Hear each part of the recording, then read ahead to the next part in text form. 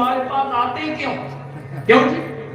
आप बताइए, अगर हम लोगों में कोई कमी नहीं होती, हमारे मन में विकार नहीं होता, तो हम भगवान के चरणों में आते ही क्यों, उनकी कथा सुनते ही क्यों? हे मालिक, हे प्रभु, हमरे अंदर तो सारे विकार भरे हुए हैं। हम जानते हैं जैसे बालक की गंदगी मां साफ करती है, ऐसे ही आप जगत के माता पिता हैं, हमारी सारी गंदगी को साफ करें।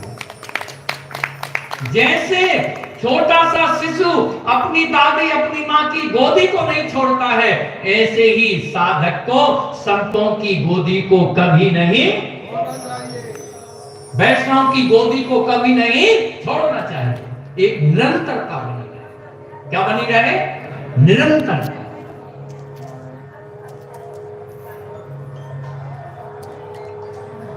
हृदय में मल लगा हुआ है, क्योंकि करोड़ों जन्मों का परतों दर परतें जमी हुई हैं।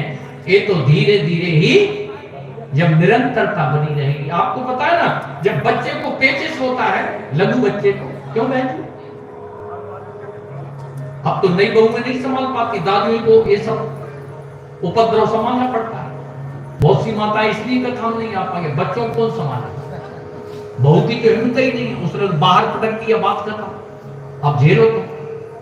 अब वो पेचिश होती 50 बार लैट्रिन बाथरूम करता है, वो दादी तो साफ करे। तो भगवान हमारी दादी है। क्या है? जैसे लघु शिशु हजारों बार उल्टी करता है, फिर बाथरूम करता है, फिर मल त्यागता है, वो दादी है फिर धोती रहती, उसकी सोने का बिस्तर कपड़े है लंगोटी पहनाती रहती है। जैसे दादी बार बार उसको साफ करती है, स्वच्छ बनाती है, पवित्र बनाती है, दादा और पिता की गोदी में देती है, ऐसे ही परमात्मा के हम लघु बालक हैं। वो हमारी दादी अम्मा है, वो हमारे मल को साफ करेंगे। वो कब करेंगे? जब हम संतों की गोदी में बने रहेंगे, सत्संग की निरंतरता हमको प्राप्त होती रहेगी।